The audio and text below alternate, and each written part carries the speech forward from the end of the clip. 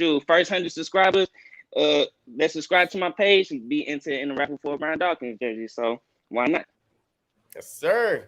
Bird Hey, Gang. you guys know it is BIRDGANG31 up in the building. What up, my guys?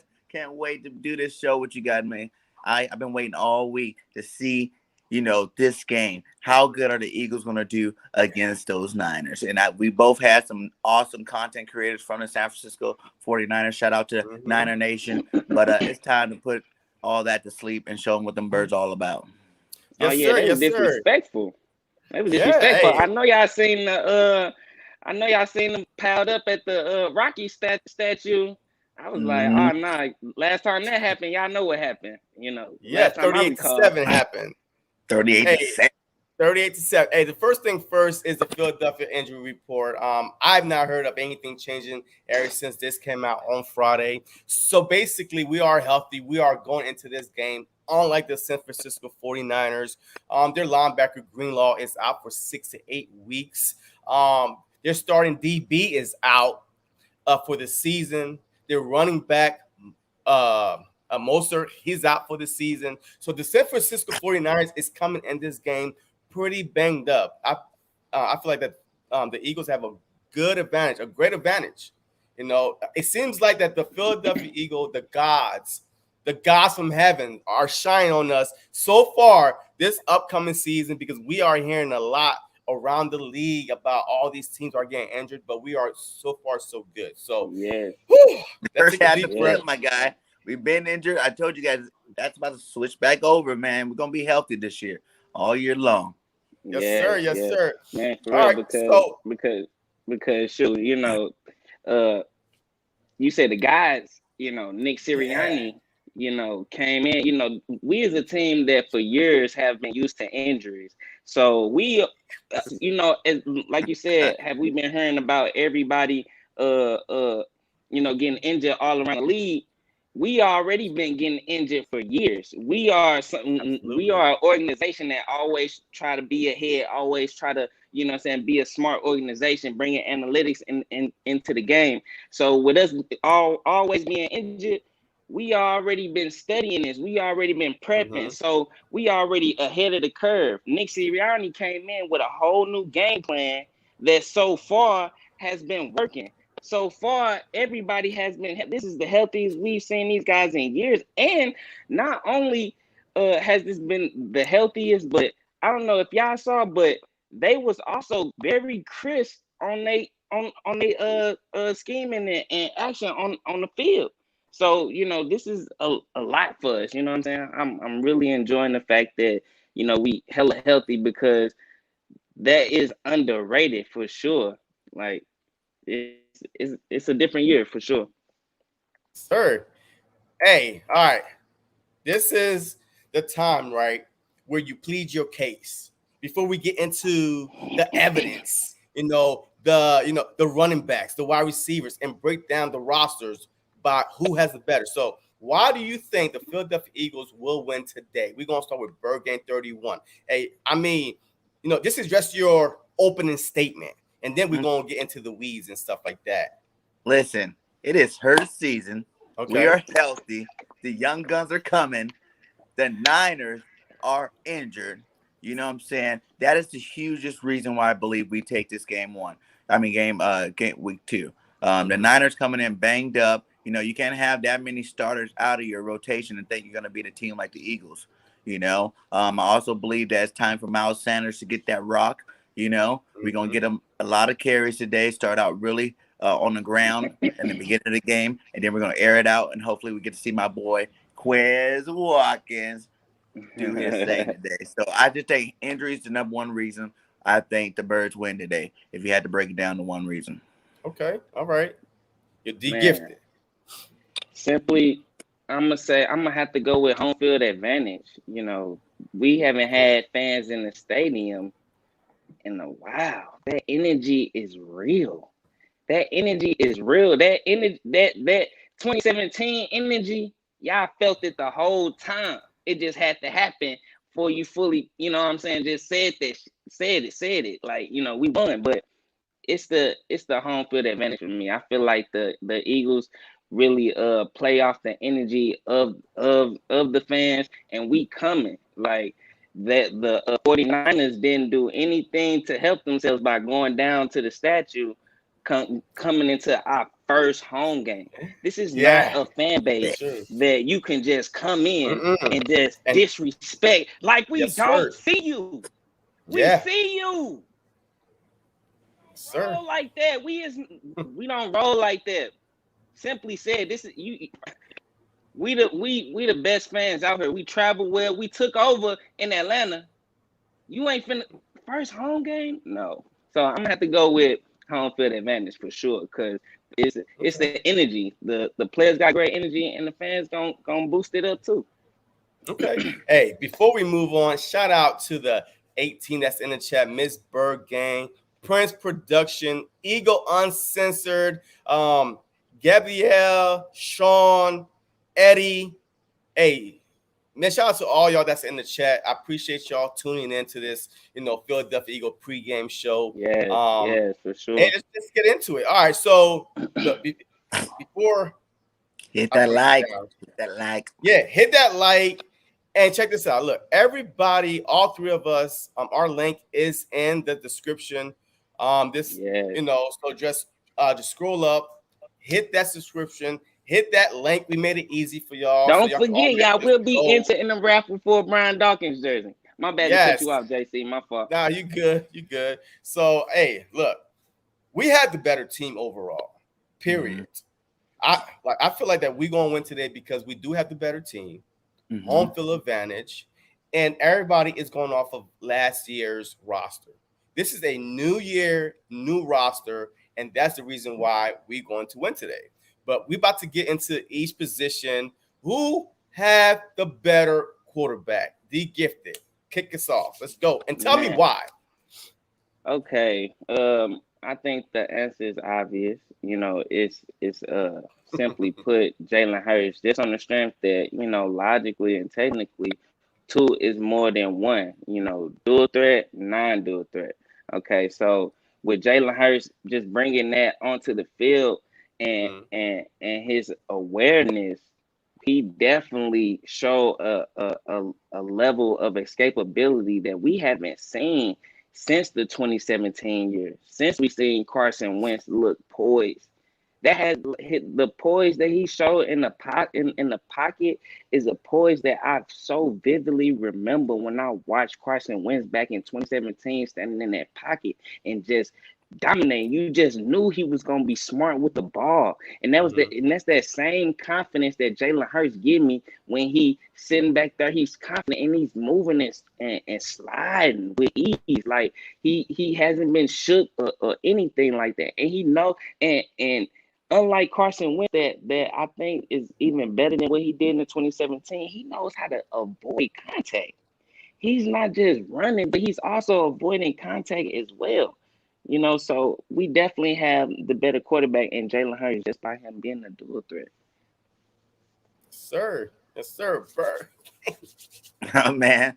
He said it all right there. But you know what I'm saying? Like we always say, one quarterback's better than 2. You know what I'm saying? You can't have 2 quarterbacks on your roster. You got Jimmy G, they got the arm. You got Mr. Lance over there who got the legs. Jalen Hurts got both. You know what I'm saying? He's a true dual threat. He's accurate. He can run as many yards as you need him to run. He can throw for as many yards as you need him to throw. So I think overall we got one quarterback that does both. So that automatically makes us have the better quarterback. Yeah, absolutely. Hey, look. Quick question for you, BirdGang. Who you think should be starting for them? Jimmy or I think like they kind of how we did last year with Hurts. You gotta let Jimmy start. He's the veteran. You know what I'm saying? He's the one that's gonna be a better thrower off the bat because he's gonna be able to read these defenses. He's gonna be able to get the ball where they need to be. But they all want him to start the whole season. I think you're gonna have to start Lance by week 4 or 5. You know what I'm saying? Week 4 or 5, let them get that playbook underneath. Let them see some defenses because they're going to sprinkle them in on some plays anyway. You seen him come in last week. He threw a touchdown on his first play. Yeah. So, the boy got talent. but I don't think you start on week 2. I think you wait till like week 3, 4, or 5, somewhere in that range where let him get his sea legs under him. So then you get him out there, and he won't make so many rookie mistakes off the back. Okay, Look, so kind I of like what they disagree. doing in Chicago. Nope, I disagree. I feel like with this matchup, just like I said last week about Matt Ryan, in order to stop Kyle Pitts and Ridley, you had to stop who? The quarterback, which was Matt Ryan. I feel like with this game right here, if I'm Kyle Shanahan and I looked at last week's game versus the Falcons, I'm not starting Jimmy G. I am starting Trey Lance. He give him, and regardless, he knows the playbook too, because he had a whole OTA all season, preseason, so he knows the system a little bit. But in order to counter the Philadelphia Eagle pass rush, you need a guy that's not standing back there as a Statue of Liberty and waiting to get knocked off, and get beat down, just like Matt Ryan did. Last week we saw the fact of having a Jalen Hurts as a quarterback compared to a non-mobile quarterback. He would have been sacked at least 3-4 times last week. Oh yeah. So sure. Because of the pass rush that the Falcons was getting a couple times. So I would start Trey Lance because I would hit the Philadelphia Eagles with something they are not expecting me to start Trey Lance. They are expecting us to start Jimmy G. Okay, psych. Now, even though I feel like the Philadelphia Eagles prepare for both, but still, the main guy going in was Jimmy G.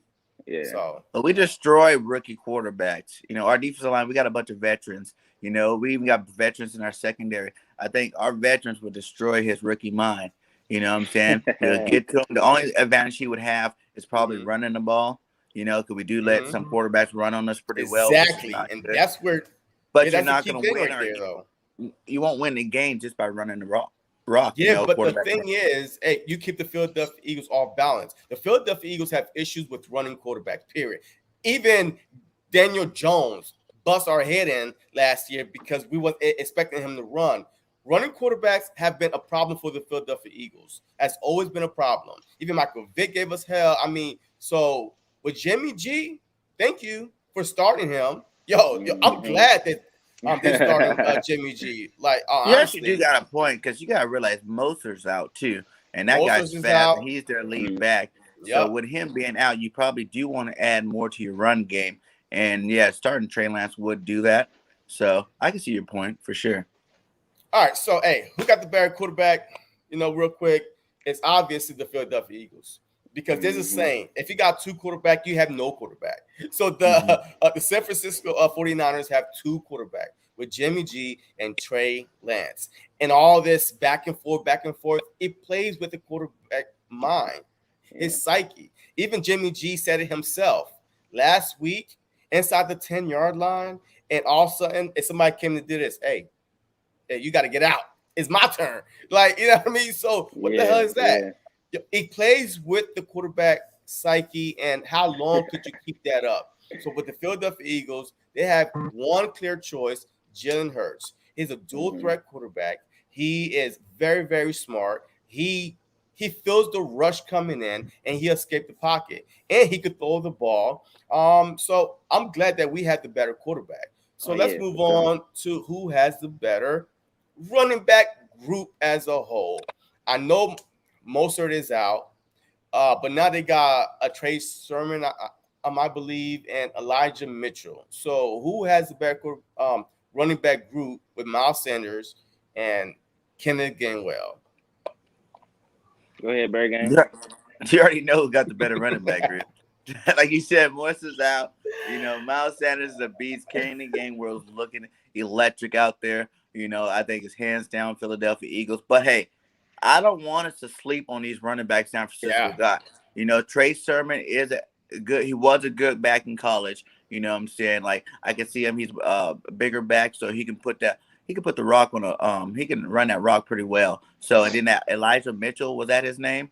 Elijah Mitchell. Yeah. That dude last week ran for over 100 yards against Detroit. And I know we got a better defense in Detroit, but it's the fact that these guys are young, unknown. You really don't have a full grasp of what they can do.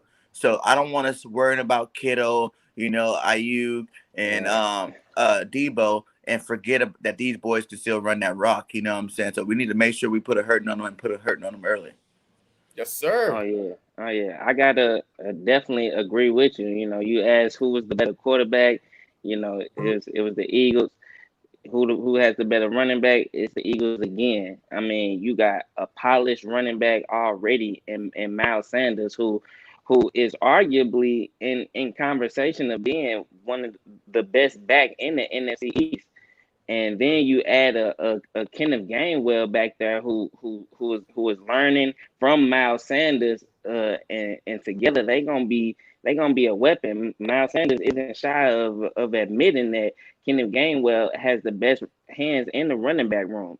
So this dual threat is obviously powerful, because we seen Boston Scott just sit on the sideline and didn't even have to be used. Miles Sanders and Kenneth Gainwell know what they doing. They got a powerful line to do so. It was plenty of highlights of showing center Jason Kelsey doing his thing, and shoot, Mailata cleaning guys up, getting highlight reels on Good Morning Football. So this is a team that definitely has the line up front to do it, and we have the experience. Like you mentioned before, they playing with a backup. We got Miles Sanders, who is going into it, who is in his third year, I believe, and you have a Kenneth Gainwell who is learning right behind them, and who's obviously they gonna be great, especially when rookies coming in having something to prove. Kenneth Gainwell came in and it wasn't given to him to be on this team. He had to work. So, with him being on the field, every time you see him run, he is trying to prove a point. So I have to go with the Philadelphia Eagles having the best running backs for sure.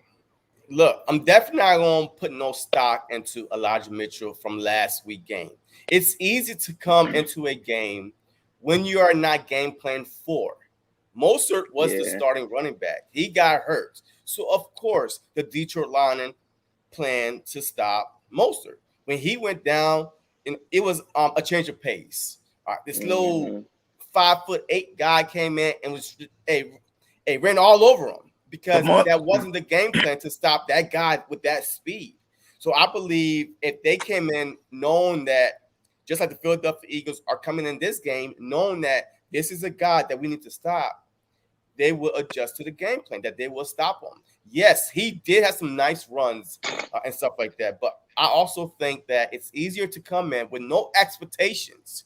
People always say when people play with no expectations, they shine. All saying, you're the guy.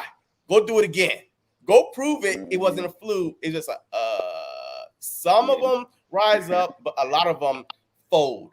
You know what I mean? Right. So I'm not gonna put too much stock into you can't put no stock into it, especially when you going against the Detroit Lions. Come on, man. Like they're not playing with they're not playing with a Fletcher Cox that's standing right over the middle. That Hargrave team.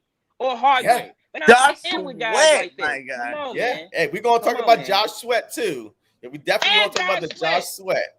Yeah, I mean, look. So I feel like the Philadelphia Eagles have the better running group core.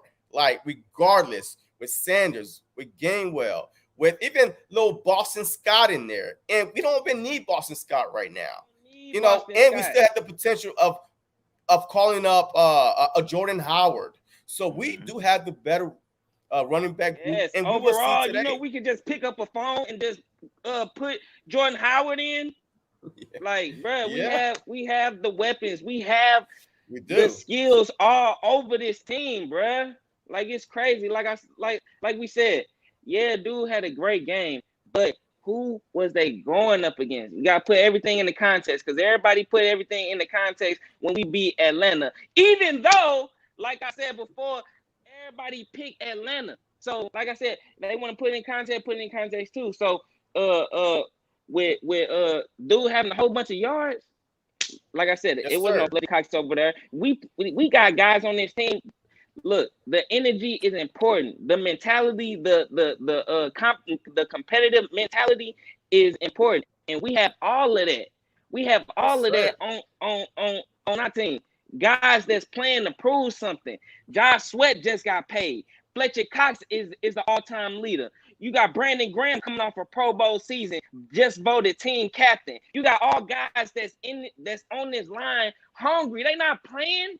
They not playing. The highlight you should be pulling up is the one Brandon Graham came through and smacked dude right there, met him right there, clean in the pocket, lost for yardage. Yeah. We got all agree. leaders on this team, and yeah. Matter of fact, Jalen Hurts threw for more yardage than they had yards. Period. Our defense is solid. They not going against no Detroit Lions. Yeah. And mind you, that's a first-year head coach over there talking about eating kneecaps and stuff. That's that type of coach over there. We got Nick Sirianni. Yeah. Whole new ordeal over here. Look at the Detroit Lions. Been gone. Yeah. So look. We had the better running core as a whole. So now let's move into who has the better wide receiver group. We know they got Debo, old Debo and people last week, had over 180 something yards. I didn't have him in fantasy football, but somebody did. They got lucky. I had him on my bench. Yeah, you had him on your bench. Oh man, I was so mad. Right. And Ayuk is coming off a hamstring injury. He didn't even play last week, so who knows how much he will play this upcoming week. And I don't recall nobody else. So who has the better wide receiver group? He had a good game last week. week. Birdgang. I was gonna say Sherwood had a good game last week too for the Niners. And this is tough because obviously I'm a homer, so I'm saying we got the better receiver group. But if you're looking for experience, Debo's been in the league for a couple of years, you know what I'm saying? And he's been playing at a high level for a while, and then Charnook's supposed to be Debo 2.0. He has his off and on games. Who? Ayuk? Ayuk, yeah, Ayuk. Oh, okay. So he's like supposed to be the new Debo. And he has good games too from time to time too as well. So considering the fact that, Rager needs to do more and Quez Watkins definitely needing to do more. He didn't do that much last week. I'm going to have to give it to the Niners on this one. You know what I'm saying? Devontae Smith is the best receiver on the field. But until Rager and Quez Watkins show me a little bit more, you got to go with the experience with those two guys over there, Ayuk and Debo. Okay. But real quick before you go on DeeGifted, but Birdgang, you know that Ayuk didn't play last week. He's coming off a hamstring injury. So with that being said, they only got one guy over there is Debo Samuel. Now, if you say that Ayuk didn't, even if he play, he's going to be limited because last week he was out the game. Like he didn't even play last week. I'm just saying in terms of experience, though. Like Ayuk played last year. He put up big numbers in the NFL before. You know what I'm saying? Like he's put up big numbers. Debo's put up big numbers. They both put up. You got to kind of call Kittle a wide receiver too. Well, we can get into that. That's a whole other one. But like I'm just saying off of experience, both of these guys have put up big numbers before, whether they're injury situation or not. If they say he's playing this game, we gotta look at it as he's playing, and it's possible it could be one of them games. You know what I'm saying, where he can go big. Because usually that's how it works with San Francisco. Debo have a big game, then Ayuk has a big. Not is that his name? Ayuk. Ayuk has a big game next. So, I don't think it will happen against our secondary. But if you're just asking me right now who has a better receiving core off of experience, and like I said, Quez, we seen 3 catches early from Quez last week, and that was it. You know what I'm saying? We didn't see him the rest of the game. Rager, we seen a couple of catches. That screenplay for the touchdown was awesome. But, Rager played all last year, too, and he didn't make himself a name. You know what I'm saying? Like, he was hurt. He battled injuries all year until Jalen Hurts got in there. He had a nice punt return or whatever. So, Devontae Smith, the only guy I can say is the better guy on our team, and that's Devontae. So, and even him, this is his first year. He's only played one game. He didn't even get 100 yards that game. He only got 75 yards or 76 yards. So, until these guys get into that 100-yard mark like those other guys, I'm going to have to give the edge to San Francisco. Okay. Man, I'm a homer on this one. I'm gonna have to go with our wide receivers, just on the strength that we have a lot of weapons. Like as far as having Devontae, as far as like having different styles, as far as talent. Like we have a Devontae Smith who is unguardable in man. You know what I'm saying? Like this guy is magical with his feet. Then you got Rager who's coming in, speedy guy. You got Quez Watkins, like. I just feel like we have a more more options as far as types of wide receiver. You got the body wide receiver, speed wide receiver. We have a wide range of wide receivers when they come there, and I feel like also too with all those different types of wide receivers, we have a a coach like Nick Sirianni, who was kind of like, the coach opposite side of him who schemes up his guys. Except we have guys with way more talent, way more qualities and traits at that position. So I definitely have to go with our wide receivers, especially when you got a coach like Nick Sirianni. Look, I'm not a homer on this one. I'm a realistic. All right, I see things like I'm a NFL analyst. Okay. All right, so Yeah, I'll tell you yeah. this: if we shut down Debo, who they gonna go to? I'm not putting my stock in Ayuk.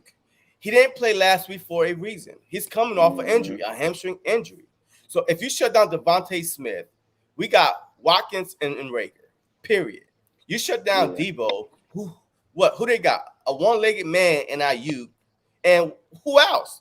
So I didn't say who has a better wide receiver. I say group.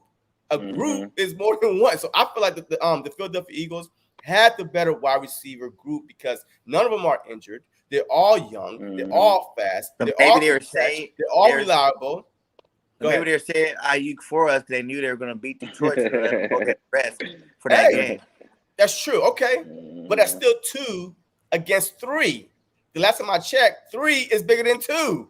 Hey, we got Smith, Rager, Watkins. They got Debo, Ayuk. And it's you can't you can't separate the wide receivers from the coach, and you can't separate them from the quarterback. So when you think of best wide receiver group, they only gonna perform as high as their quarterback allowed them to, or as high as their coach allowed them to. So with that being said, we also have a wide receiver coach. You know what I'm saying? This guy is a guy that preaches fundamentals over and over. These guys are so keen in on the smallest things. These guys are actually getting separation. It's actually looking good, and we have Nick Sirianni to thank for that. Because, like I said, he's also a ex-player too, who played the wide receiver position and he coached wide receiver position, and now he's the NFL coach and on a team that was so deprived at that position, and to have a Heisman Trophy winner at that position as well. Yes, sir. That's nasty. Whew. Nasty, yes, sir. Man. Hey, any last word, Bird Gang, before we move on to the tight end position? I want my boys to go out there and ball out. I know that much. I'm looking for Devontae and Quez to have 100 yards this game. Just so I throw it out there. I would just be professional and letting you guys know why I say going into this game, they have the better receiving core. But I want my boys to prove me wrong and show up and show out. If they would have did it last week, I would have been a whole nother boat. Only Devontae Smith did it last week. And like I said, he didn't even get over 100. Debo had more yards than all 3 of those boys put together last week. But see, also last week, the Philadelphia Eagles did not have to throw a lot because we was ahead. Well, we spread it out. Ahead, and we spread it out. Everybody got the ball. Everybody eating. I really think we need to keep that way this week again. As long as we can keep spreading it to everybody, all the targets, you can't key on one target. You know what I'm saying? As long as we keep that balance, I think we're gonna go a long way. It's gonna be really hard to beat us. Yeah. Also, look, we are we were the number 1 rushing team before Monday night came. The Philadelphia Eagles is second in NFL. I've been saying it since April.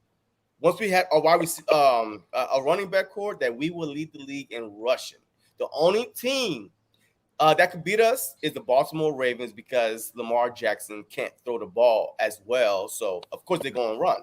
But now, I'm telling you right now, the Philadelphia Eagles is averaging 173 yards last week against Atlanta. I know it's one game. It's against Atlanta, but we are number 2 in rushing. So, I'm just saying, hey, I'm pumped up. And before we jump on to the tight end position, I just want y'all to take a look at this clip because this clip is going to say a lot about, look.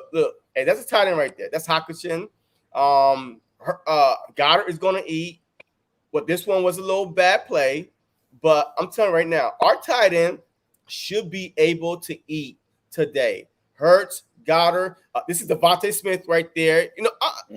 We should be Hawkinson able. Did that to him all game. Exactly. Long. All so game long. Our house over, which is murdering them. Exactly. Them. Now, I was telling CG yesterday, man, how y'all let Hawkinson, because Hawkinson's not as good at either one of our tight ends. So if he can ball out like say, life always, prep you for who you trying to make. We was always a team that had to rely on depth. So with that being said, we've learned that is great. We with them vice versa, however you want to do it.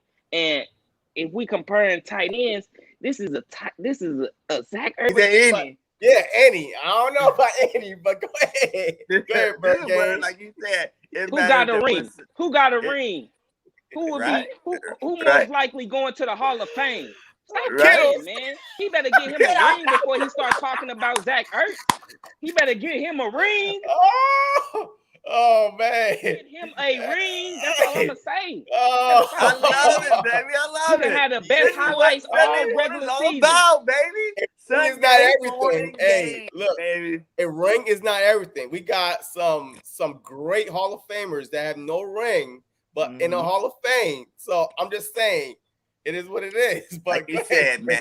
You said if we were going out the best tight end, obviously we got to give that to Kittles. Yeah. It's arguably the number 1 tight end in the league, depending on which style you like. Do you like Kels or do you like Kittles? Both of them do 2 different things, and they're both 2 on top of their game. But since it's the group, we definitely got the best. We got 2 top 10 tight ends on our team. Yes, my God, sir. Hawkinson can't even sniff their jock straps. Okay, of our 2 tight ends. You know what I'm saying? This boy. That's the point I was trying to make. So what are they gonna do against Dallas Goedert and Zach Ertz this week? We're gonna put them both on the field to really confuse them. You thought you had it with one, now you have both of them out there just doing their damn thing, all against this defense. I'm excited to see that happen. But yes, the Birds definitely got the best tight end group out of the 2. Yeah, look, I have to agree. Now, if we're going tight end, Kittle is, to me, the best tight end in the NFL, period. Yeah. But if you stop Kittles, and this is why I keep bringing the group in, the wide receiver group. If you stop Debo, who else you got? If you stop Kittle, who else you have? If you stop Ertz, there's still Goddard. You stop Goddard, there's Ertz. You can't stop both at the same time and still plan on stopping our wide receivers. It's not going to happen. So the group, absolutely, the Philadelphia Eagles have the best tight end group. And I love DeeGifted energy, man. Hey, you got me laughing over here, crying over here, talking about, but don't disrespect Kittle. Hey, no, see, look, I don't want much to get it. This, I don't want much to mishear me now. I brought up Ertz pedigree because we was talking about groups. If we add in his pedigree, him being a Eagles legend, his number will be retired. If we add in his pedigree with a Dallas Goedert who was looking for an extension, who is pretty much going to be playing longer than Dallas Goedert, we have the better group. I'm not saying Zach Ertz is better than Kittle. I'm saying with Zach Ertz pedigree combined with Dallas Goedert, we have the better wide receiver group. I'm not saying now I still will argue the fact that Zach Ertz is possibly better than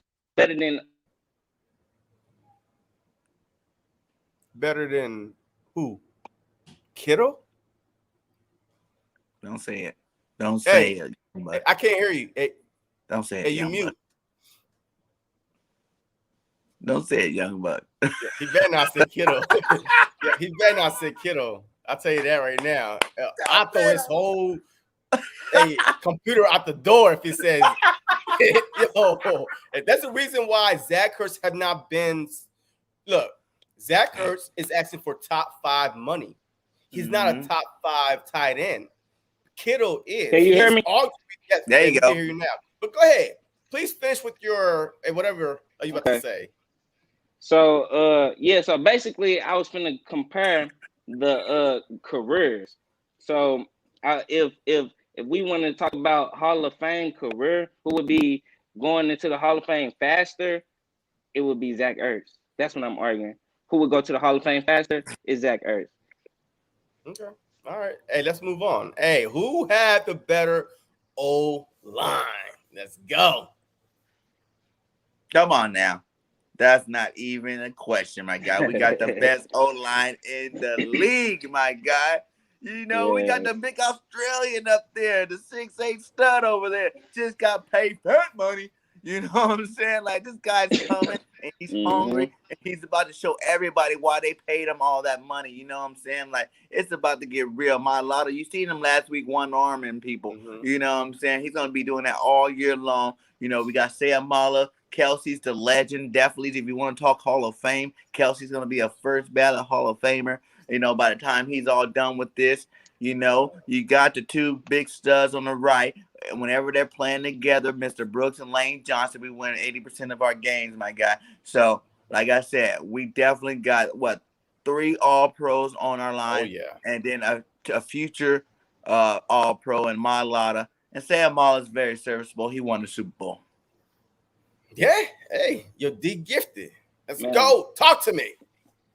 Man, I think that's a obvious outline, you know what I'm saying? Because we have guys that played in the Super Bowl that still, you know, stands today. You know, it was our first Super Bowl. These guys are legends. Playing on this offensive line, these guys are straight up legends. You know what I mean? You got Jason Kelsey, you know, who is a potential Hall of Famer. Brandon Brooks, who's an All-Pro when he is healthy, and then you got Lane Johnson and people shouldn't sleep on Isaac Sayamalu. Like, that guy has some highlights himself. Him playing along him playing besides Jordan Mailata.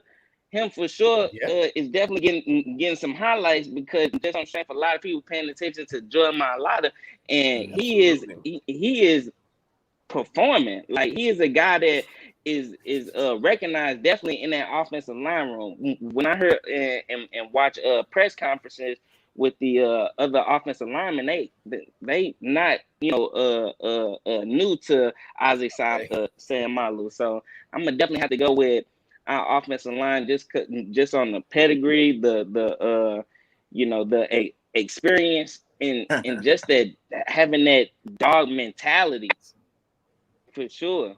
And Sayamala was the highest rated guard in the NFL last week. So because of Mariota.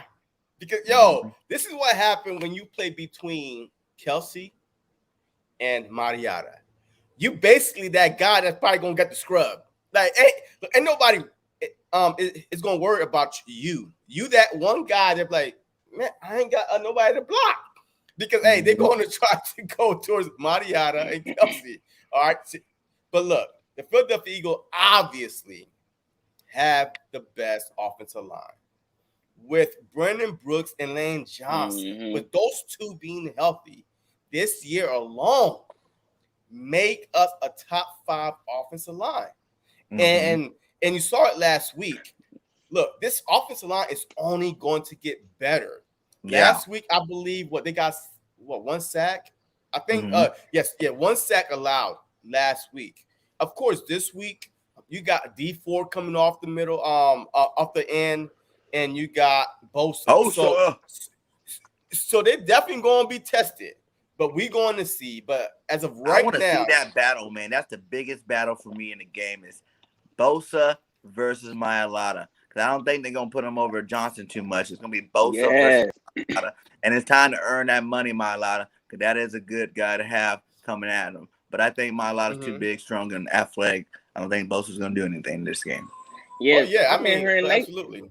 For real, I've been hearing the same thing about Bosa for real. You know, him being probably the most competition that Jordan's gonna be seeing all season. You know, so you know I'm excited to see how he hold up because this is a true test. You know, for the whole team. You know, this win could do so much for the energy and the team, you know, moving forward. That's why I always say that energy matters, the mentality matters. People, they feed off that. They feed off that. So since you went there this win, so how about if we lose? Could that do damage to the team, psyche-wise?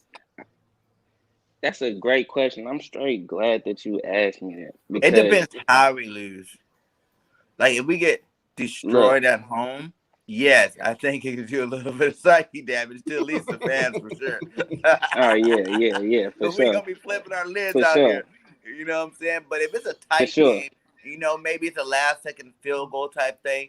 No, I don't think so, because I think a lot of fans have penciled in this game could go either way with a lot of fans. You know, this is the Niners. They are in the hardest division in the NFC, you know what I'm saying, where they got all the best teams over there. So, yeah, I think that maybe, you know, if we were to get blown out, it can mess with our psyche a little bit, but not too much. It's still early in the season. There's still 15 more games after this one. So I don't think it'll be that, you know, catastrophic to the team's mental state.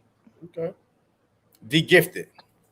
Man, I'm gonna definitely have to agree on the point that, you know, it all depends on how we lose. But with me being an Eagles fan, one thing that I always bank on is the fact that that our team is always gonna fight.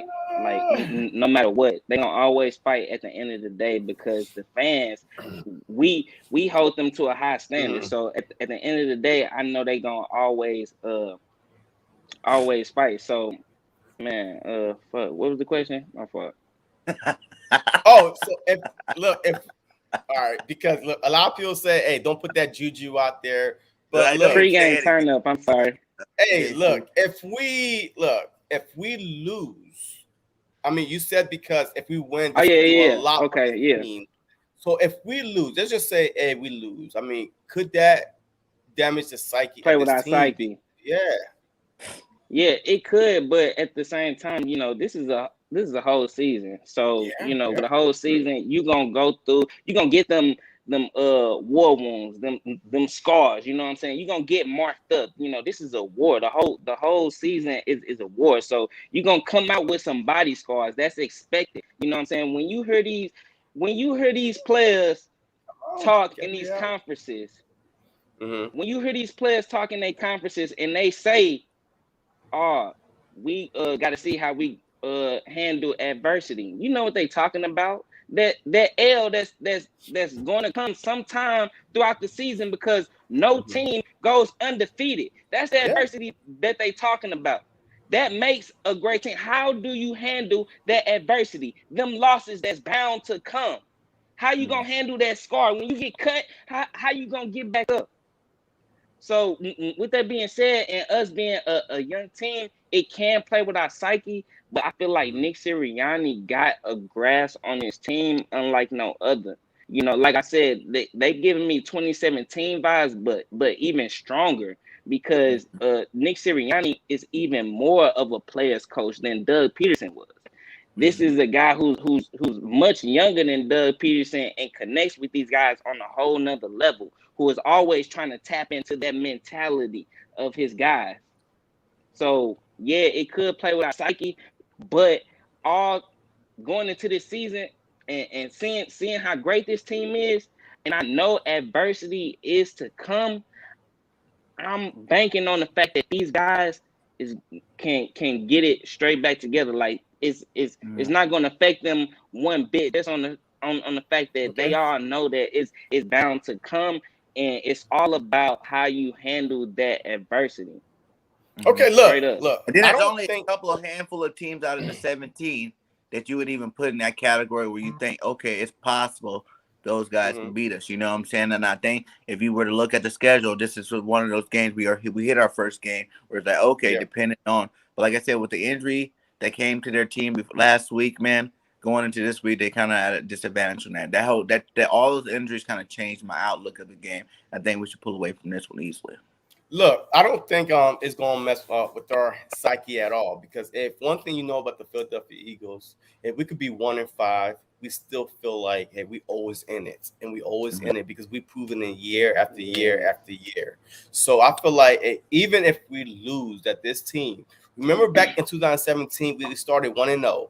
Who came to town and beat us? The Kansas City Chiefs. So we were 1-1, and then we just took off and won like 8 straight games after that until we lost again to the Seattle. So I feel like that win or lose, that this team will always be in it regardless. And guess what? 1-1. The last time I checked, the Dallas is 0-1, and they might be 0-2.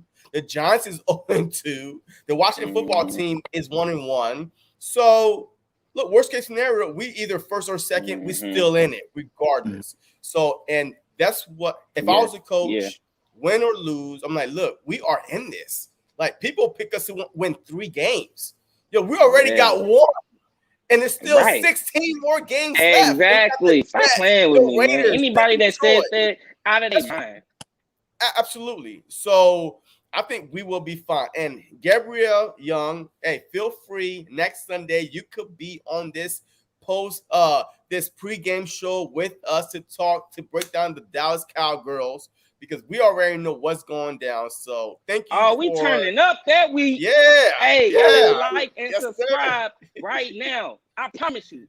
Y'all better like and subscribe right now, because man, I'm telling you, next week, Dallas week, we coming. Yeah, hey, it starts tomorrow. I'm turning up that whole week, hard man. Tomorrow. Man, it's hard tomorrow. It's Dallas week week. It's gonna be real. Absolutely. Real. So Sean Johnson, look, hey, appreciate your comment. I'm gonna miss this most games. I'll be at work. I'm loving the discussion. Hey, look, feel free. Like I said, this network right here, every Sunday, we will be on BIRDGANG Sports Media Network. Subscribe if y'all like this, because this is the only network you will get this pre-game show every Sunday until the season. Win or lose, I don't care. We always going to be here. We're not hiding. We're not the Cowgirls. And we're not no cockroaches. And we are the birds. And it is what it is. And we're going to try to keep it real. Underdogs every day. So, all right. So let's get in. Who got the better defensive line? Let's go. Let's get into it. Who's first? Let's go. Go ahead, Bird Gang. You know what? I don't even think I need to talk about this one, my guy. You know? Man. You got Sweat, who just got paid. You know what I'm saying? They didn't pay this boy because he's sorry. They paid him because he's a beast. You know, you got Fletcher Cox, the second, if not first, best defensive tackle in the NFL today. Yeah. You know, Hargraves had 2 sacks last week. He's showing that he's worth all the money we're giving him. BG just came off his Pro Bowl year. He is nothing but getting better every year. You know? Then you got the backups, my guy. You got a number 1 first-round pick in Barnett, who's backing him up, Sweat up, and he wants to be the starter still. You got Milton Williams, a rookie, that's looking like the new Aaron Donald. You got Hassan Ridgeway out there. He should have had 2 sacks last week, but they cheated him out of 1. And then you got the veteran GOAT for Washington, Mr. Ryan Kerrigan. Now, you tell me what line better than that. That's a sleeper right there. Yeah. Yeah. You're DeeGifted. Let's go. I'm going to have to go with, obviously, you know, our defensive line. You know, we got Josh Sweat, just got paid. You know, he put out his video, you know, thanking the Birds or whatever. You know, they always do that when they get an extension. So it was glad to see him, you know, getting extended. And so this guy is definitely a guy that's I'm pretty sure going to be coming out looking to prove that, y'all made the right decision. Like Brandon Graham coming off a Pro Bowl season who is consistent year in and year out. The past 5 seasons, he's been at least the top 16 edge rushers in the league. So, you know, Brandon Graham coming in looking like he ain't lost it yet. You know what I'm saying? So collectively, this is a defensive line that can possibly win the Super Bowl. This is a Super Bowl caliber defensive line. Now the questions start coming in when you start going beyond the defensive line. But when you talk about who we got up front, oh yeah, we definitely have a defensive a Super Bowl caliber line, considering you still got Fletcher Cox, who played in the Super Bowl, Brandon Graham, you know what I'm saying, who played in the Super Bowl, Barnett still played in the Super Bowl, and possibly got a guy that's better than him. So like, come on, like that's 3 guys are already Super Bowl caliber players because they already played in one. You get what I'm saying? Then you add in better pieces on top of that. You know what I'm saying? Like this is a dominant defensive line and has the potential to wreak havoc all league. This is a true test because Atlanta shot themselves in the foot a lot of the times, you know, in that last game. 49ers are not finna shoot themselves in the foot. Anything they get is not coming back. So with that being said, this is a true test for our defense. You know what I'm saying? So our defensive line is something that's gonna be consistent. I feel like for sure.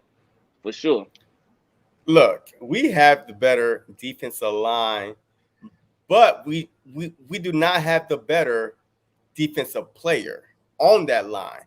Bosa, look, I'm gonna give Bosa his respect. All right, so Bosa is coming, regardless who's on him. Can we neutralize him? Can we calm him down from doing a lot of damage, or the blindside sack for a fumble? Can we stop that from happening? But Bosa is the truth. Over Cox? Hell, no. I mean, he's a quick question. Well, the different positions, though. The different positions, though. On the defensive line, you said he had the better player on the defensive line. Yeah, absolutely. Because Cox gonna get sacks. Cox get double teamed in order to open other areas for other players to go in and try to get sacks. But Bosa could affect the game by coming off the edge and hitting from the blind side. So that's what I'm worrying about. So if we contain Bosa, we do have the better defensive line with no question. Because with Sweat, with Graham, with Kerrigan, Hargrave, and Cox, and what's that rotational player? Ridgeway. I mean, we have some ballers, but we do not have the better player on the defense. I think that Bosa got paid for a reason, and he got paid big money for a reason. Even last week by himself, he got 2 sacks. So we can't overlook that. You know what I mean? But we do have the better defensive line. So what? I don't know much about Bosa, but I'm just saying Bosa's not better than Cox. But has he made the Pro Bowl every year he's been in the league like Fletcher Cox? He's been, pretty much. Yeah, he has. Yeah. Bosa been eating since he's been in the league. He's young beast. You know what I'm saying? But okay. So let me Would you trade Cox for Bosa right now? Yeah. Would you trade Cox for Bosa? Probably okay, not. You said no. Are you a homer or are you just looking at it for stats? Only because I like Sweat. No. I'm not talking about they the play position. the same position. I'm not gonna give up Sweat. So, Sweat's another young guy. So why you compare Cox to Bosa then? Well, then you opened this gate because you said better than Cox. I'm talking about the whole different position, but you said, is he better than Cox? You said on the defensive line. Group, the Eagles was better, but on that defensive line, they have the better player. Yes, they do. So on that defensive line where Fletcher Cox is on, I don't think that no one's better than Fletcher Cox on the San Francisco defensive line. If you think about it, I understand they play 2 different positions. He's still young. He's been putting in work. Don't get me wrong. Bosa's a beast. But Cox been doing it for a lot longer and being dominant. Look, I'm not going to put Bosa ahead of Cox. But my question is, would you trade Cox for Bosa? No. It would never happen. Okay, you're not getting it out of me, JC. It's not happening. I don't want him, even though age matters in this situation because Cox is at the tail end and Bosa's just starting. So you know, if it were to happen, we definitely got some other DTs that can do the job. Yeah. All right. Look. Hey. Look. I agree, man. Look. Hey. Look. I'm just saying that we need to watch out for Bosa and we definitely D4. do though. And those two edge rushers, Bosa and D Ford, is going to wreak havoc if we don't contain them. Because those are the only two guys that could actually mess up this game for us if our offensive line is not intact. You know what I mean? So we got Lane Johnson, Mariota. Good luck. Let's see who's better. All right. I think Lane can handle D4 better sure. than okay. And we'll see. And we'll see if D4 could get through Lane Johnson, because the minute he do, I'm be mad as hell because I believe that Lane Johnson been tweeting all this summer and about the disrespect. Yeah. Hey, he's been doing a lot of tweeting. He's been watching Twitter. So I need him to go up against a premier edge rusher and lock him down. Period. Hey, he got to straighten up. The tweeting days is over with. This is game time. All right. So bump all the tweets. Just show up. So I need him to show up. So who had the better kicker and punter? Let's go. Sure. Last game, our punter was How did we get beautiful. Kicker and punter. Huh? Hey. You know, last game.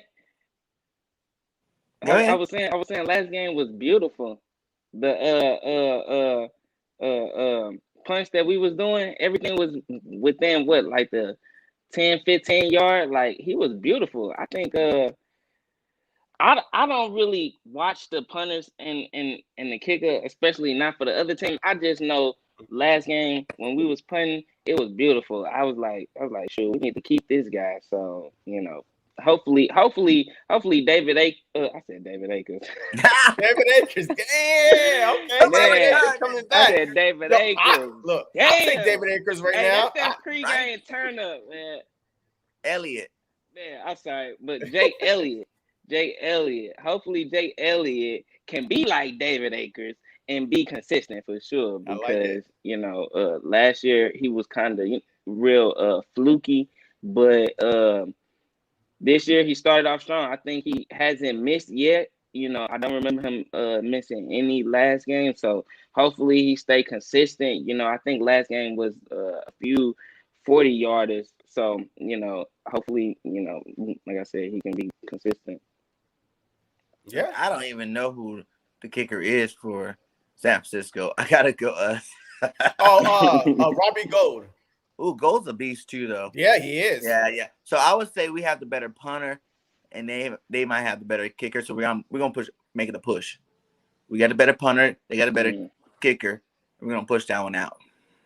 Yeah, I mean, look, I believe that we do have the better punter, and guess what? I'm about to go with Big Lake Jake today because look.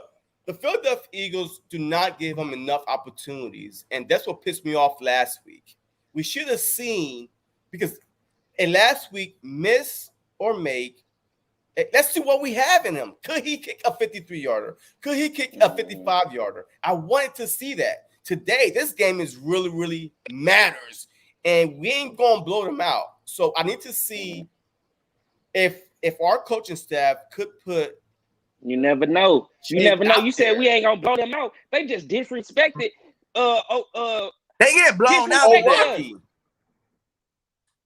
Yeah, I mean, look, they getting blown out today.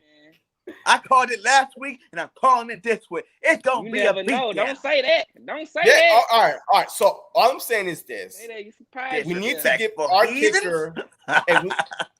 We need to give our kicker more opportunities. Period. Regardless, because we need to build his confidence. So I'm gonna go. We got the better kicker. But last week, Hurts was just scoring touchdowns, so we didn't really have to get the ball that much. Yeah, I think the first game too. I wasn't really looking for the kicker. I did want to see how, aggressive Nick Sirianni was.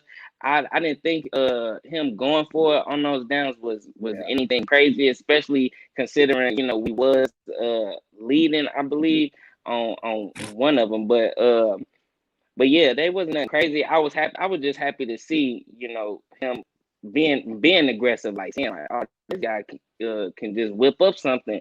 And what he called, it don't be nothing like real, like fluky. Like when the Falcons had that penalty on the special teams, and he then decided to accept the penalty and then actually go for it. The play that he called wasn't something like hella simple that easily get blown up. So when he do, take be aggressive on those extra points or that fourth down, best believe it's gonna be something he, just whipped out, together and actually can scheme up. So for sure. All right, hey, the biggest concern going into this game. I mean, you could go offense, defense, or both. Just give me about 3 concerns going into this game right here. Oh, I go first. All right, so look, the first thing is Kittle. Man, Kittle was 15 for 15, 183 yards and a touchdown last year against the Philadelphia Eagles. We cannot let Kittle go off, period. If we could play the same defense we did last week against Kyle Pitts, I know Kyle Pitts and Kittles are a big, like different class. I understand. But if we could play that same defense and try to minimize Kittle about probably 7 catches, 85 yards, I'm good with that. He cannot go for 180 goddamn 5 yards. I'll be pissed off with Jonathan Gannon and that whole defensive freaking strategy they had because it's not working. All right. Hey, just go back to last year's game and watch how Kittle bust our heads in with Nick Mullins back there. And he still beat our head in. All right. Our defense was a lot different last year, though. I hear you. So I'm about to get to that. The second point, Deebo Samuels. We cannot let Deebo be the Deebo from Friday. And we can't. Yo, we cannot. 181 yards. If Deebo come out, notice. That's scary. If Deebo come out exactly like that, Deebo and Friday, the movie Friday, and it was Deebo and everybody, we will lose. We need to stop Deebo, minimize him. About 5-6 catches, under 100 yards. Okay, fine. He get a touchdown. Okay, that's cool. But we cannot let him go for 180 something yards. We cannot let Kittles go for 180 something yards. We cannot let those two go off. If those two go off, then we're in trouble because their running game is going to start working. And then our linebackers is going to be on their heels. So Kittle, Deebo, and the last thing I'm going to say is this. The running game. The last week was the first quarter was horrible. The cutback lane was wide open. We have Wilson. Like man, he's trying to go for a tackle. He's slipping back. Like, man, we were missing tackles. You saw that? Yeah, so I'm saying Kittle, Deebo, in the running game. Those are my 3 concerns. If we minimize those 3 positions, those 3 areas, the Philadelphia Eagles will win. Yeah, man. Hey, I'm gonna have to go with Bosa. You know what I'm saying? Oh, okay. Bosa Mailata, man. That's a big matchup. You know what I'm saying? I believe our boy Mailata can handle it, but it is his first year start, and Bosa is a beast. Yeah. So we definitely got to make sure we handle that situation. So Bosa is my first concern about this whole thing. And then I'm concerned, like you said, about the running backs. I don't want us to overlook them. Trey Sermon can run that rock. Mitchell can run that rock, as you seen last week. So I don't want us to overlook them with Kittle and, Deebo, where we're so worried about those guys that, we let these guys cut loose on us. So we definitely got to put it down on them. And then I'm going to say the third thing would be just penalties. You know what I'm saying? Last week we led the league in penalties, and I want to see that cleaned up this week. You know what I'm saying? Maybe 2-3 penalties, like penalties going to come in the game regardless. Holding calls are going to be in every game. and things like that. But I don't want to see any like false starts. You know what I'm saying? Like mental errors, mental penalties. I don't want to see none of those out here. You know, you had your first game. You know, get the rust off. You're back in game form. But so all the mental errors need to stop this week. Because like I said, we're going against the 49ers. They're not the Atlanta Falcons. They're a lot better, and we can't have so many penalties going into this game. Agree. Yes, yes. I couldn't agree with you more on the penalties. I would have to list that as one of my concerns as well, because last game was sloppy. It was 14 penalties. Disgusting. 14 penalties. So if we don't have that cleaned up, then I think that's when we can start pointing towards, the lack of play throughout the preseason. That's when guys are gonna start bringing up, what I'm saying, that aspect of preparing for the game, because this is going into the second game and teams are still being sloppy. As you can see, we saw the Giants sloppy the whole drive, even though dude jumped off sides. It was penalties that whole drive. It was just completely a mess. So, that can be lack of play, whatever it is. But this game, penalties is definitely something that I want to see, is a concern that I want to see cleaned up. The other concern that I would definitely have to say is the linebackers on our team. Our linebackers against the run, because just like JC said, you had guys reaching back and stuff. Like, I'm watching this in slow motion. Like, I'm watching them like, yo, if you supposed to be contained, if you outside leverage, how is you not seeing this? How is you not seeing this? Like, I see where dude can just cut open. I'm praying to God it's a corner over there somewhere, helping contain, because how is this guy getting sucked in like that? Everything was eventually cleaned up, but the linebackers against the run, I want to see them perform a whole lot better. And also with them playing against the run, they also have to be concerned about Kittle. So with that being said, our linebackers definitely have to show up. Our linebackers is a position too all offseason that we have been kind of stacking up players in depth. So we got a whole bunch of rotational players coming into it. You know what I mean? So it's gonna be a true test for our linebackers to truly see just how good they is and what they can handle. Because, and also, it's gonna be a true test for our DC, our defensive coordinator, for sure. And so our linebackers would be my second, and my third concern would be I would have to say Lane Johnson, because just like you said, he been tweeting, doing a whole bunch of talking, and he's coming out and not really. I mean, he held his own, but he did have a penalty last game too. Hey man, appreciate that too, man, for sure. But Lane Johnson is a guy that, like you said, been tweeting and talking and showing that he's been working out and everything, and he's supposed to be a leader on his team. So we definitely want to see him perform. He should not be having no penalties. If Jordan Mailata should get a penalty before Lane Johnson. That's basically what I'm saying. So this is something that we gotta definitely pay attention to, because like, he's getting up there in age too. People are gonna start seeing and observing and paying close attention. Is he, slacking off? So that would be my concern, but it's not a huge concern. But it's just something that I would definitely want to see solidified, because we haven't been paying a lot of attention to it, because that is Lane Johnson, and we just been focused on Jordan Mailata. So maybe he just not performing like that because people not paying attention. But we gonna be paying attention if he get another penalty. I gonna be like, man, fuck, like So. Yeah, all right. So, hey, my last question. I need who's winning, score predictions, and just give me some stats.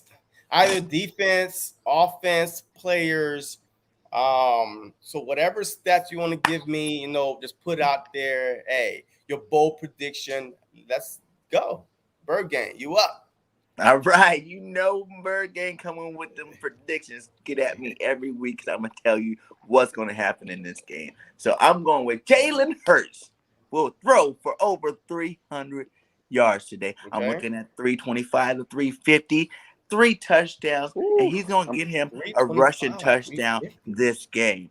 Okay, I want you to know that both of the young guns, Devontae Smith and Quez Watkins, will go over 100 today, just because those sorry defensive backs over there Devontae's about to go against the third corner, and that means Quez is going against the fourth corner. So these boys about to eat today, and they're going to eat very well. Miles Sanders will get over 100 yards rushing, not 100 combined yards, just rushing. And then whatever extra stats he adds with the passing game will be added on there. But, I got the defense getting 2 turnovers today. You know what I'm saying? I think this is going to be a game where you're going to see Big Play Slay finally get his first interception of the year. And then somebody on that defensive line, hopefully Sweat, but Sweat or Cox, since neither one of them got a sack last week, one of them will get a sack. All the good predictions. One of them will get a sack fumble today.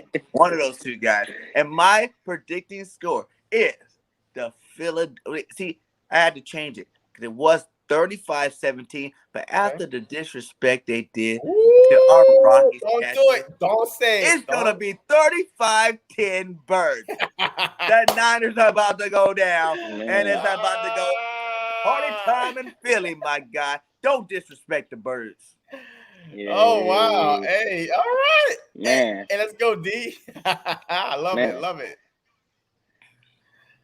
I'm gonna definitely have to say, obviously, I predict a win. I'm very confident in this game. I feel like we have all the tools, all the players. We have health is on our side. You know what I mean? So with that by itself, because we always been a competitive team. So I don't feel like that got lost in anything. And I would have to say Jalen Hurts is gonna prove everybody that he is that guy. Everybody is probably not gonna be super convinced because it is only game 2. But after the first game, his jersey sales went up 500%.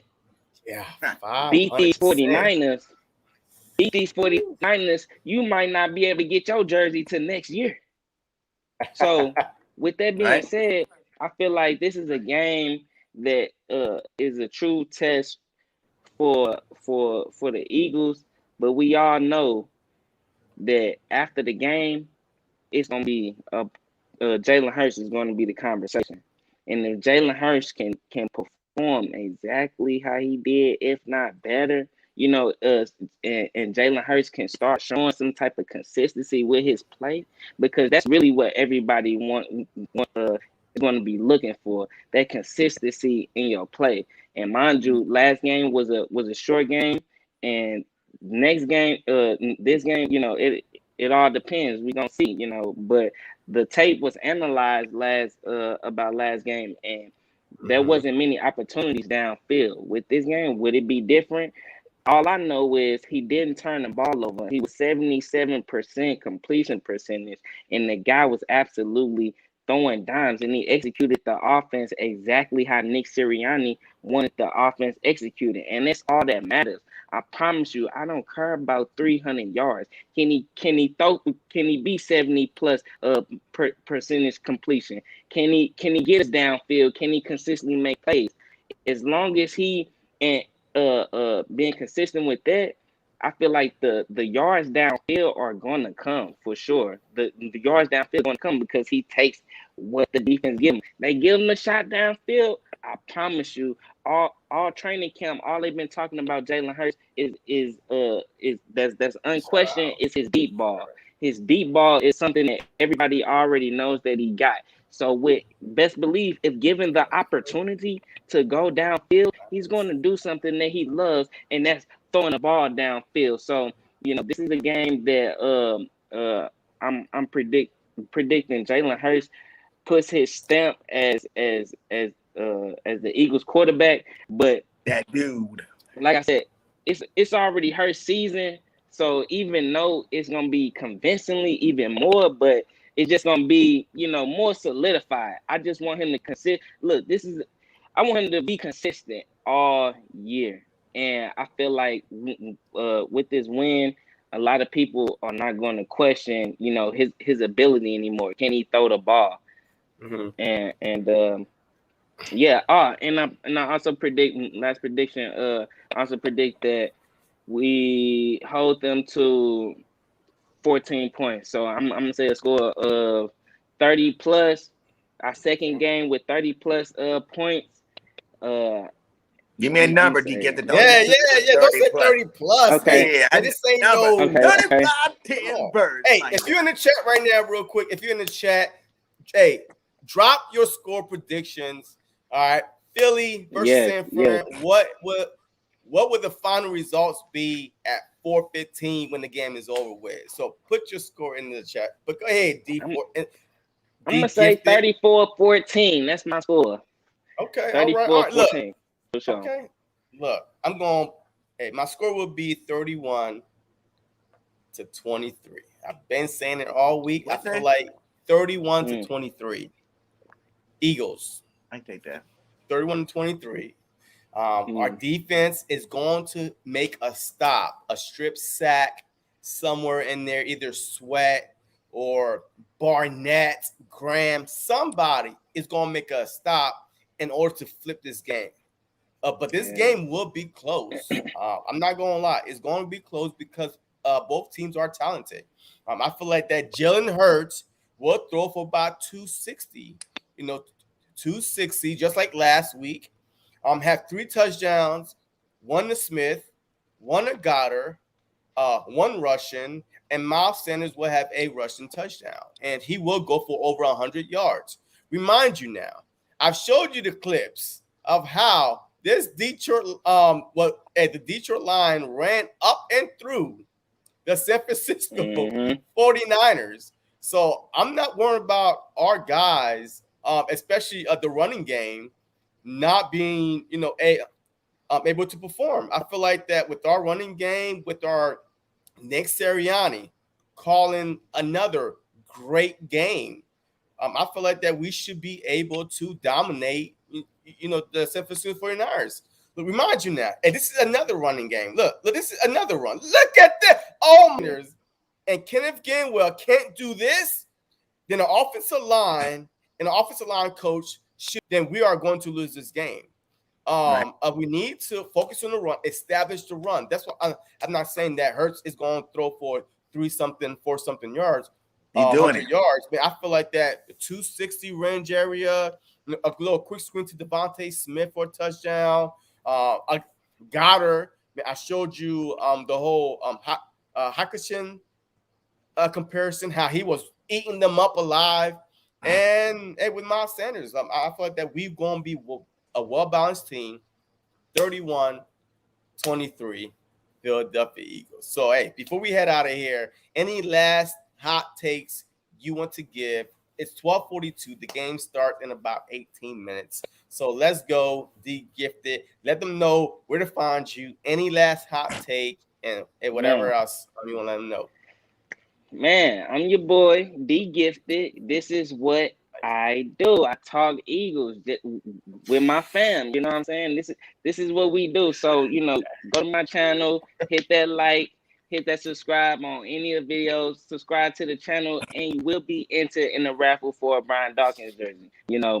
So, hey, check in because, hey, next week is Dallas week. I'm going to be turned up. So, with that being said, I'm going to be litty. So y'all not gonna want to miss that for sure. Yes, sir. And like I said, all the links are in the chat. So just click on the links and go subscribe to these outstanding content creators, because every Sunday we will be doing this. All right. So this is DeeGifted link. Just click it and go sub on my man. He putting on that work. So let's get him to 50 subs. I got that many. Shout out to the ones that's already subscribed. You know what I mean? Y'all some real ones, you know, for sure. You know, I'm just starting out. I think I only got about like 26 subscribers. So, you know, this is just something that I love to do. I'm from St. Louis, so with that being said, it's not a lot of Eagles fans around. I made my YouTube account so I can have a family like this that I can talk to and react to, because best believe when something happens, I want to have somebody I can call, run to, talk to, and be like, "Did you see what just happened?" You know what I mean? So, yes, you know, sir. that's what my channel is about building a family. You know, just and you know, just showing my reaction and just showing people, hey, you ain't the only person that feel like this. You know what I mean? So that's what I'm Bird about. Gang. Sure. Let's go, Bird Gang. What up, 31. guys? You know it's BIRDGANG31, man. The road to 1K is real. You know, we are 190 something away from hitting that 1K, guys. So get your fans out there. All you Eagle fans need to go subscribe to BIRDGANG31 channel. We are sponsored by La TOURAINE watches. So if there's a birthday, a holiday's coming up, we got Christmas, you got an anniversary, go get you a La TOURAINE watch. Use promo code BIRDGANG31 to get yourself 10% off. Also, this network right here. Wait, take away those comments right here. That comment. Just all that. Take all that down. Okay. 1 second. Bird Gang Sports Media. I'm in the way. Never mind. Bird Gang Sports Media. I'm trying to prove a point. Everybody go subscribe to the network. We have some great content creators. Both of my guys up here.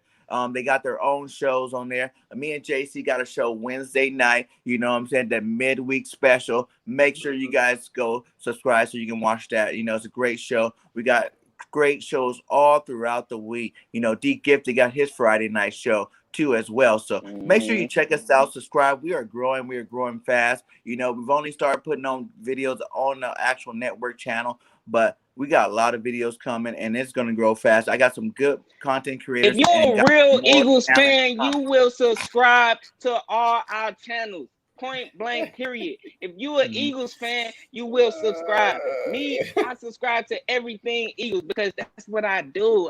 That's what I watch. It's football season. You know how happy I am? Like man, the air just feels so good. It ain't stupid hot outside where it's draining. You know, you actually want to go outside and take a walk. You know what I mean? Especially after a victory. So, you know, we litty over here. You know, BIRDGANG Sports Media, we wear our feelings on our sleeve and we give it to you raw for sure. Yeah, and that's if you don't want to flip it back and forth between channels, you can get us here on this network. Yes, you know, sir. That's why all of us are together to make one spot for you guys to come to and see nonstop Eagle content only. We're not talking Sixers. We're not talking Flyers. We're not talking none of that other sport. Just strictly Philadelphia Eagles all day, every day. And there's a lot of talent coming, so be on the lookout, my guys. Look, look, if you're not subscribed to this new network that we are trying to build, like the new ESPN, all right, you know, have multiple, like next week we will have Gabrielle Young, brand new. Hey, we never did a show before, but hey, she want to come on and talk Dallas. Let's go. If you out there watching, you want to join this pregame show, and just let us know. We'll bring you on. Like, we have no problems bringing fresh people, new ideas, new opinions, like new outlook on this upcoming matchup. We the best fan base in the NFL, period. Period. And we making it known. Yes, sir. We making it known. We the best fan base. Ain't no other, bro. Ain't no other fan base as big as the Philadelphia Eagles. You do not find Eagles content creators for the Detroit Lions. Come on now. No, you don't do see not. that, bro. We out here going hard, bro. And they see that. The players, they see that. Trust and believe they see that. They know who we want in this town. You know what I mean? Yes, sir. Yes, sir. So, hey, with that being said, look, I appreciate everyone that tuned in. The game is in 12 minutes. Hit that like on the way out the door. Hey, hit that like, subscribe to all channels. Hit that like, because the like goes a long way. It pushes it out to other Eagle fans or either haters out there. Regardless, it pushes it out and make other people say, hey, Hey, what is this? Let me click on it. Yeah. Let me look. Hey, what these guys are talking about. So that's what that like button do. It goes a long way.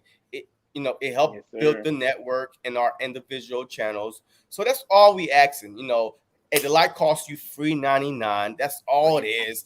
It's a simple click of the index finger or your left finger and whatever it is. But I appreciate everybody that tuned in. And the game is in 11 minutes. I will be doing a play-by-play on the same network.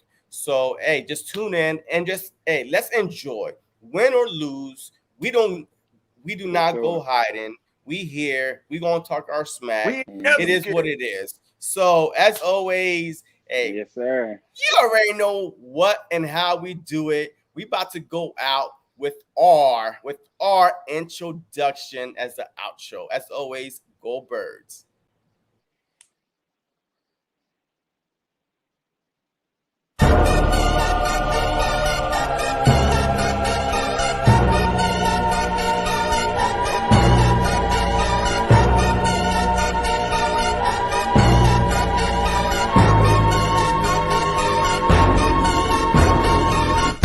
Welcome to another episode of Bird Gang Nation Sports Talk.